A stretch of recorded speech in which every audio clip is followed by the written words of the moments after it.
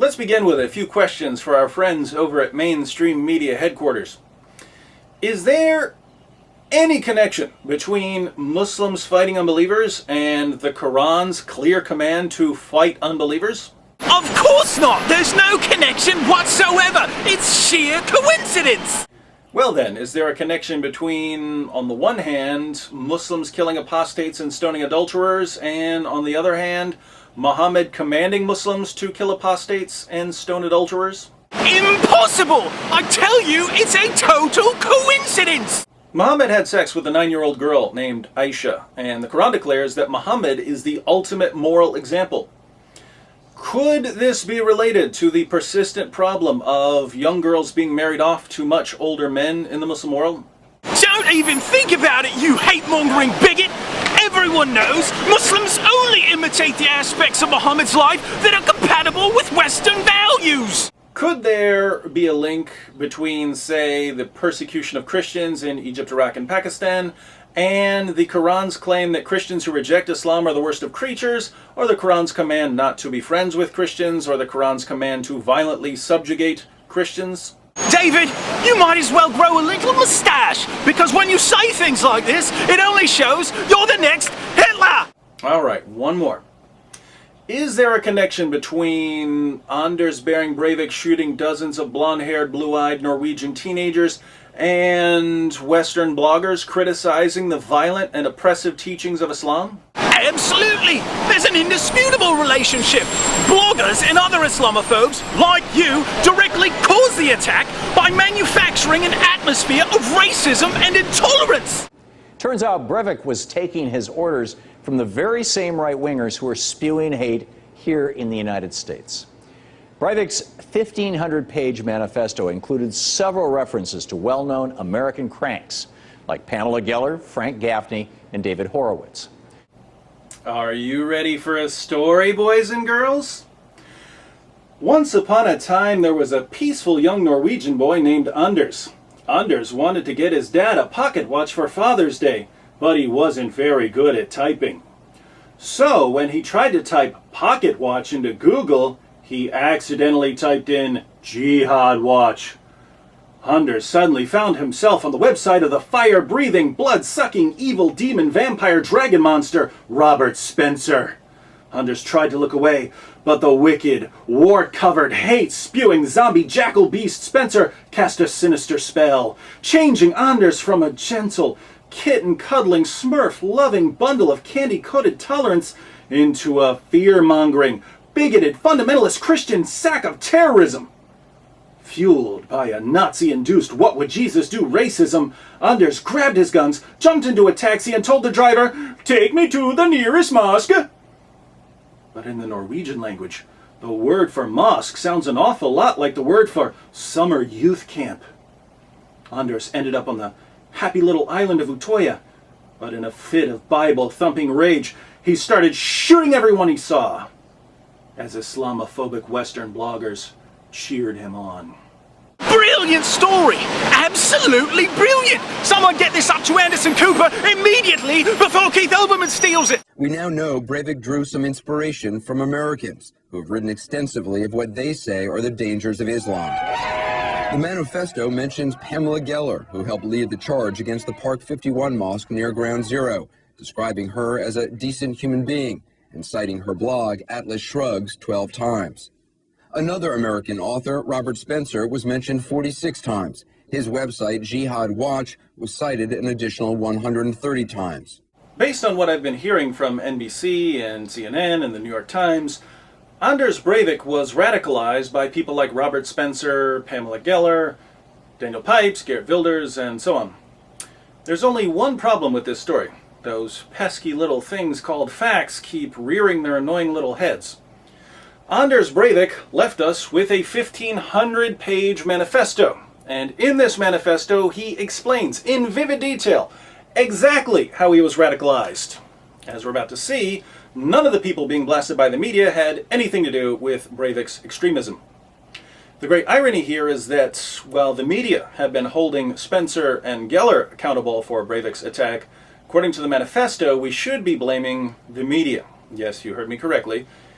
If you want to blame someone other than Breivik for his violent radicalization, you have to blame the media. You can't miss this if you read the manifesto. Perhaps that's why the media are so busy pointing their diabolical little fingers at everyone else. There were 3 major steps in the radicalization of Anders Breivik, and we know when all 3 of these steps occurred.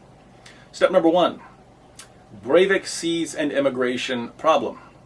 Breivik grew up in Oslo, one of the centers of Muslim immigration. He says that he witnessed firsthand dozens of instances of Muslim gangs physically attacking helpless young Norwegians. He writes, "I know that there are hundreds, even thousands of incidents per year. I have personally witnessed around 50 incidents where ethnic Norwegian youths ranging 14 to 18 are harassed, beaten, raped, and robbed, and it's getting worse every year." One of Breivik's best friends when he was young was a Muslim named Arslan. Breivik says, "At the time I couldn't understand why he loathed Norway and my culture so much. He simply despised it, and I was unable to truly comprehend why at the time. I remember during the first Gulf War, he used to cheer loudly whenever a Scud missile was launched against the Americans."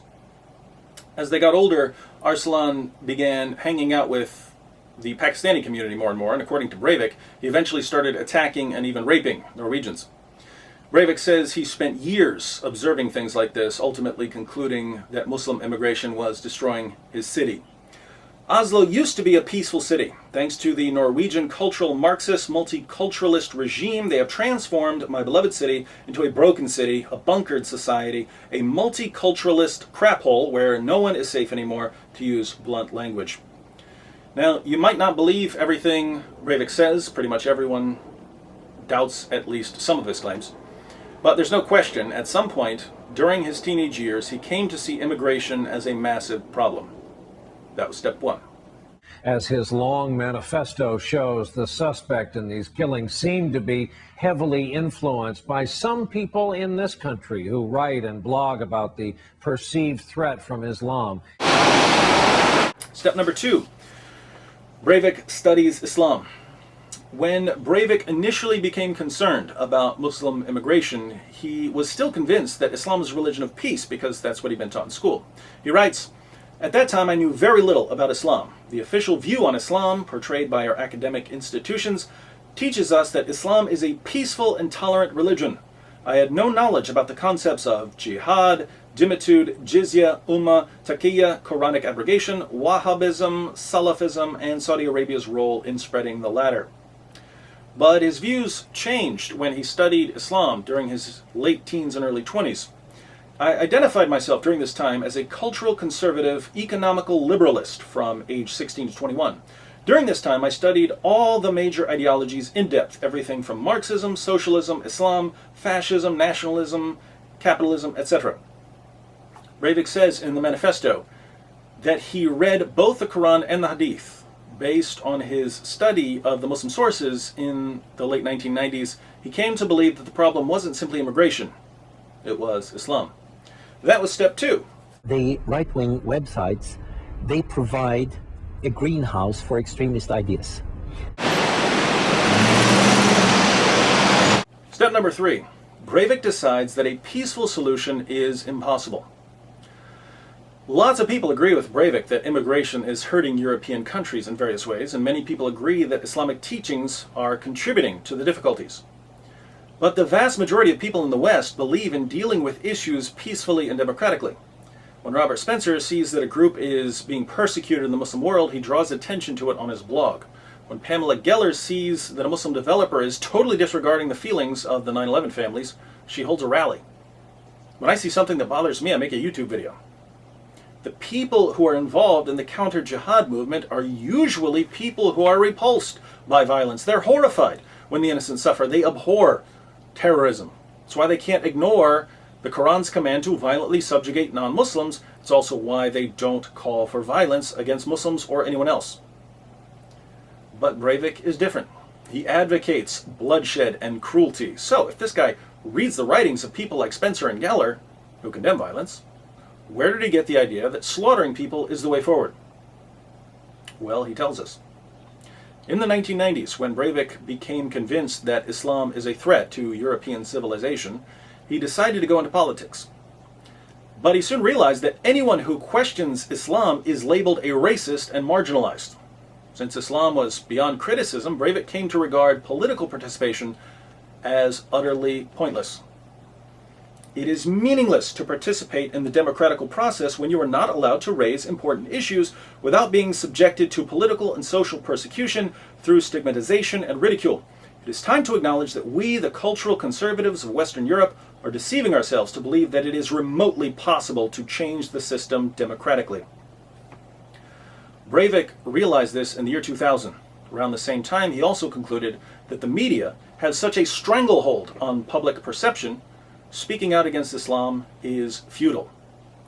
There is no freedom of speech in Europe. If you don't cheer and embrace your own annihilation, you are a racist bigot, an enemy of the establishment, and must be suppressed, ridiculed, undermined, and persecuted. Well now, you're a young Norwegian who sees immigration and Islam as the chief threats to Western society, but all peaceful avenues of addressing these threats have been blocked by politicians and the media. What do? In order to successfully penetrate the cultural, Marxist, multiculturalist media censorship, we are forced to employ significantly more brutal and breathtaking operations which will result in casualties. In order for the attack to gain an influential effect, assassinations and the use of weapons of mass destruction must be embraced. The primary goal of the shock attacks is not the immediate physical manifestation of the attack, destroying a few buildings, killing a few hundred traitors, but rather the indirect effects. Shock attacks will have the potency to penetrate the strict censorship regime of the cultural Marxists, multiculturalists. The purpose of the violence is to break through the protective wall the media has constructed around the topic of Islam. Breivik wanted to do something so heinous that even the combined forces of the BBC, CNN, MSNBC, ABC News, and the New York Times could not silence his message. He justifies the move from no peaceful means available to violence is necessary by quoting Robert Spencer. Oh, did I say Robert Spencer? I meant John F. Kennedy, who famously declared, "Those who make peaceful revolution impossible will make violent revolution inevitable." Interestingly, Breivik claims that Muslim terrorists are the ones who showed us how to break through the media's stronghold. Unfortunately, spectacular operations like these are the only way to be heard. Everything else we have tried has failed and yielded nothing. The Muslims showed us that deadly shock attacks are the only tool we have at the moment which will guarantee that our voice is heard.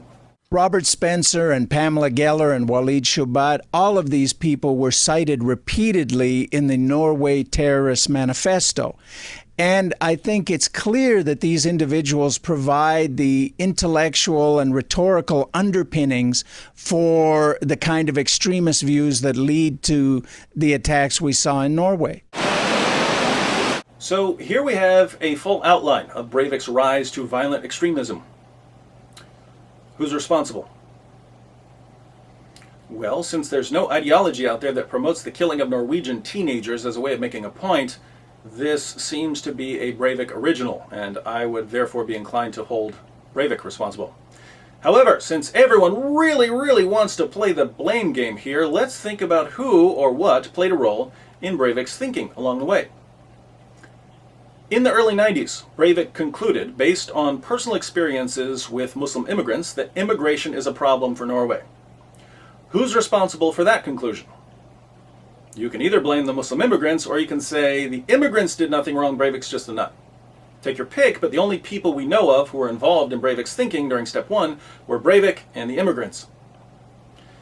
In the late 90s, Breivik studied the Muslim sources and realized that Islam is a dangerous ideology and that Sharia is antithetical to Western society. Who's responsible for that realization? Well, you can blame the Muslim sources, or you can say, there's nothing wrong with the Muslim sources, Breivik's just a nut. So take your pick, Muhammad's teachings or Breivik's mind. Finally, Breivik decided that due to the suppression of thought and speech by politicians and the media, peaceful means of dealing with Islam are useless.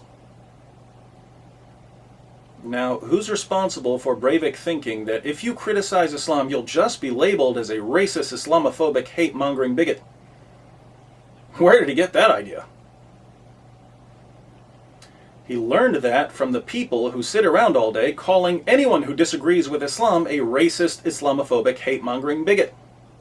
Yes, I'm talking about our ethically challenged friends over at mainstream media headquarters. So, you're saying that by creating an atmosphere where people feel it's pointless to address their concerns through dialogue, we're actually causing people like Breivik to turn to violence and bloodshed in order to make their points. I'm not saying it's silly. Breivik did. Well, I think I've learned something today. I've learned that you're a Nazi! How original. Now, the media have accused Western critics of Islam of radicalizing Anders Breivik. But we've gone through the steps of Breivik's radicalization. Where do Robert Spencer and Pamela Geller and Daniel Pipes and Geert Wilders and other critics of Islam fit in? They don't. Breivik says he was already planning an attack in 1999 when NATO bombed the Serbs, and by 2000 he had abandoned all hope of a peaceful solution. Why are the dates important? Well, Spencer started blogging in 2003. Geller started Atlas Shrugs in 2004. Breivik had been planning a violent attack for years before I'd heard of any of these people. So unless our media friends would like us to believe that Spencer and Geller have a time machine powered by 1.21 gigawatts of Islamophobia, I'd suggest they come up with a theory that at least partially corresponds to reality. It's true, of course, that after planning a violent attack for several years, Breivik put together his manifesto, and that in this manifesto he cites all kinds of books and websites to support certain points, and he does cite Robert Spencer and Pamela Geller, along with George Washington, Thomas Jefferson, Andrew Jackson, John F. Kennedy, Winston Churchill, George Orwell, Rudyard Kipling, Lao Tzu, Friedrich Nietzsche, John Stuart Mill, William James, Aldous Huxley, Mark Twain, Muhammad, a bunch of Muslim scholars, and many others. There's no way Breivik became violent by reading Spencer or Geller. He was already violent, and if he'd paid a little more attention to Spencer and Geller, he might have changed his plans because they still have confidence in the ability of speech and writing to change hearts and minds.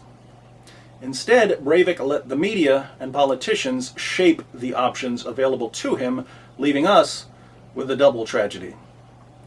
The first tragedy occurred when Breivik used dozens of teenagers as tools for his agenda. The second is still occurring, because the media and politicians are now using the same victims for their agenda. Looky here, bigot! The mainstream media understands that the only way to end the slaughter of Norwegian children is to end all criticism of Islam.